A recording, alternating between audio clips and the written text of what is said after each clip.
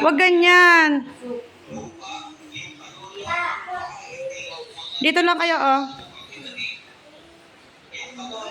Pitingin ka dito, anak na yan.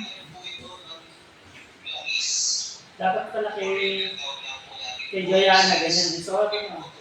Oo. Nakapangkaya lang nga siya, hindi lang, hindi mo lang eh. Tatlo sila mga Thailander. May ganyan ako yung mga pinaya. Hindi lang eh. Masalubong na ibat mo.